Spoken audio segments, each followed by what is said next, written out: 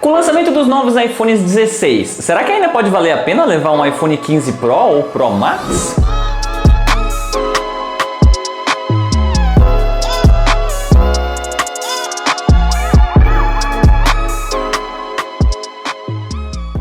O 15 Pro e 15 Pro Max têm tamanhos diferentes por conta também das suas telas diferentes. O 15 Pro tem um painel de 6.1 polegadas, enquanto que o Pro Max tem um painel de 6.7. Mas ali em termos de qualidade, a gente tem tudo igualzinho nos dois. Painéis LTPO XDR OLED de altíssima qualidade, taxa de atualização variável, então de 1 a 120 Hz, 2000 nits de brilho máximo, Dolby Vision, HDR10, basicamente tudo completinho, além de ótimos alto-falantes estéreo também, um pouco melhores no Pro Max, devido principalmente também ao seu tamanho maior, né? Os modelos também receberam agora acabamento em titânio na lateral, uma novidade para essa geração, além de, obviamente, o vidro na traseira e na frente. Esse acabamento de titânio, pelo menos sim, lhes proporcionou um peso bem mais baixo, o que é sempre bem-vindo. Com relação ao desempenho, os modelos Pros do ano passado receberam o chipset A17 Pro, atrelados a 8 GB de RAM. Em benchmarks, o 15 Pro Max chegou ali próximos aos 1.6 milhão de pontos, que é o modelo que eu testei aqui, próximos a mais ou menos 15% a mais do 14 Pro Max, que eu também já testei. No Geekbench, que testa CPU e GPU separadamente, a gente pode ver basicamente ali que a gente tem uma melhora mais ou menos de 10% na CPU e 20% na GPU. Se você estiver interessado ali em uma pequena comparação com o mundo Android, a gente pode ver que ali, segundo os testes do GSM Arena do S24 Ultra, a gente vê que tem uma diferença assim significante, principalmente no single core, no qual sim o S24 Ultra acaba saindo bem para trás. Enfim, bastante número, né? O que isso vai significar ali na prática? Tanto 15 Pro quanto Pro Max vão ser ainda aparelhos que estão na lista dos mais potentes disponíveis no mercado. Tudo que você quiser fazer provavelmente vai ser feito com altíssima qualidade. COD Mobile, por exemplo, rodou tudo no máximo e ainda também te disponibiliza a opção de rodar um jogo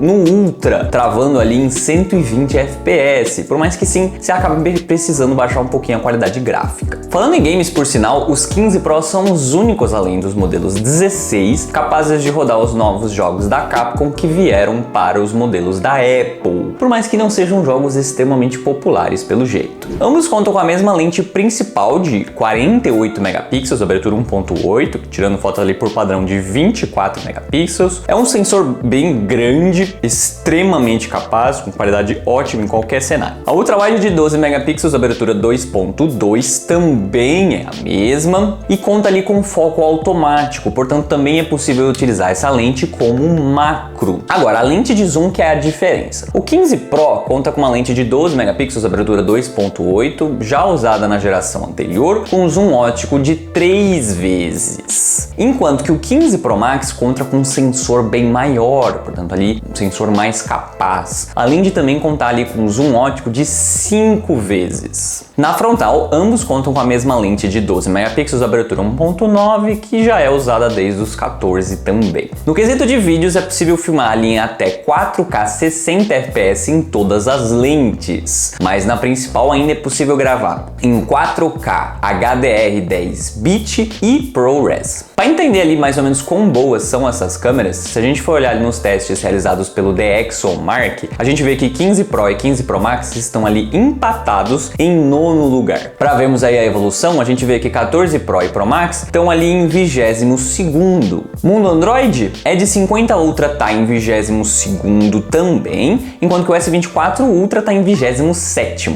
Para você ter uma ideia dos aparelhos aqui disponíveis no Brasil, os únicos modelos melhores do que esse daqui são os novos iPhones 16. Com uma diferença não muito significativa, por sinal. Vou falar isso daqui a pouquinho. Infelizmente, o teste que eu rodo nos meus dispositivos que eu testo aqui no canal só pode ser rodado por aparelhos Android. Porém, se a gente for dar uma olhada em outros benchmarks, a gente vê que o modelo menor, infelizmente, não tem uma autonomia de bateria fantástica, mas está ali na média entre os topos de linha compactos, de certa forma. O modelo Max, no entanto, consegue autonomia muito boa, melhor do que qualquer um dos grandes concorrentes aqui. aqui no Brasil. Em termos de carregamento, no entanto, a gente tem ali inversão de papéis. 15 Pro demorou ali por volta de 1h30, enquanto o 15 Pro Max demorou ali por volta de 1h50, segundo testes do GSM Arena. Mesmo os modelos da Samsung, que já não são mais referência nesse aspecto, conseguem resultados bem melhores. Mas eu não vou nem citar o que o aparelho topo de linha da Motorola consegue. Basicamente ali próximos a 20 minutos de 0 a 100. Os modelos também seguem ali com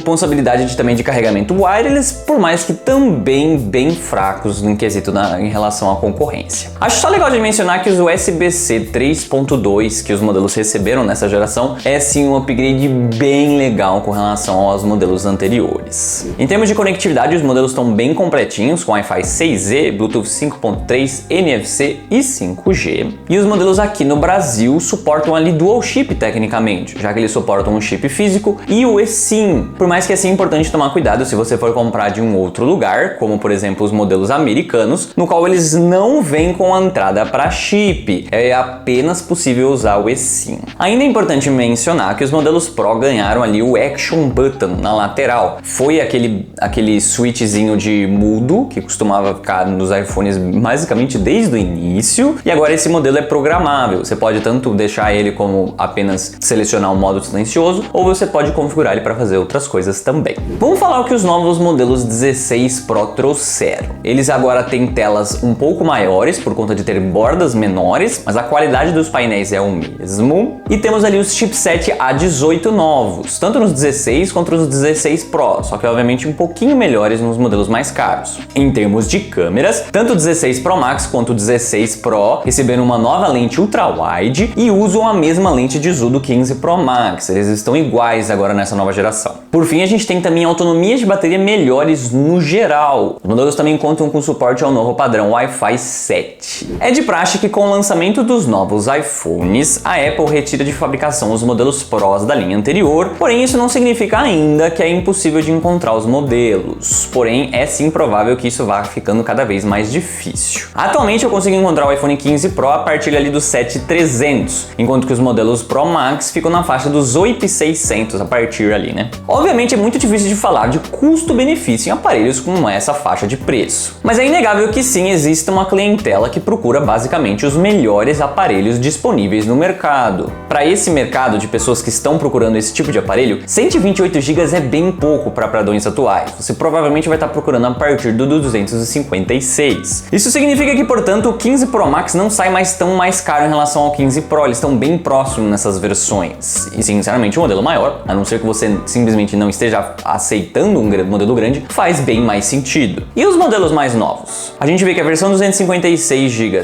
do 16 Pro parte de 10.100 no site da Apple e parte de 11.250 no Pro Max. Caçando no varejo, eu encontrei ali na loja oficial do Mercado Livre os modelos por bem menos, ali a partir de 9.600. Por sinal, novamente eles estão custando bem próximos, 16 Pro e 16 Pro Max. Com uma diferença de R$1.000, eu sinceramente iria com o 16 Pro Max. Se você realmente procura aí basicamente os melhores aparelhos disponíveis no mercado neste momento. A gente tem ali uma diferença de preço de basicamente 12% entre 15 Pro Max e 16 Pro Max, mas a gente tem ali 15% a mais de desempenho e 8% a mais de bateria. Se você tem grana, mas ao mesmo tempo procura um custo-benefício melhor do que esses aparelhos, ou seja, você tem grana, mas não quer gastar esse absurdo tão grande, um 15 normal custa ali por volta de 5.300, também 256 GB novo. Eu vou fazer um vídeo logo entrando em mais detalhes da diferença desses dois modelos. O 15 vai ter algumas perdas bem significativas no geral, principalmente a tela ser apenas 60 Hz, faz uma diferença tremenda ali na fluidez do dia a dia. Porém, se a gente voltar ali para as porcentagens, a gente vê que a gente tem uma queda de 36% de desempenho entre o 15 e o 16 Pro Max. Porém, a gente tem uma diferença de 81% de valores. Mesmo o iPhone 16 faz mais sentido. O modelo Pro Max, por exemplo, tem apenas 7% melhor de desempenho do que o 16 normal e custa 37% a mais. Se você não estiver disposto a abrir mão de câmeras mais interessantes e de telas 120 Hz, vale a pena sim conferir o S24 Ultra e talvez até principalmente o Edge 50 Ultra, já que principalmente esse modelo da Motorola, sim, não vai ter um desempenho a par desses modelos topos de linha, mas câmeras igualmente interessantes, como eu mostrei ali no teste do DxO Mark, e um conjunto ainda muito bom por um preço muito mais baixo. Em promoções eu já vi o Edge 50 Ultra custando ali na faixa dos 4.500. Isso inclusive na versão que ele estava vendendo aqui no Brasil, única de 512 GB. Mas é isso, eu espero que vocês tenham gostado do vídeo. Se vocês gostaram, não se esqueçam de tapar aquele joinha e de se inscrever no canal para não perder mais conteúdos como esse. Estou ficando por aqui, vejo vocês na próxima.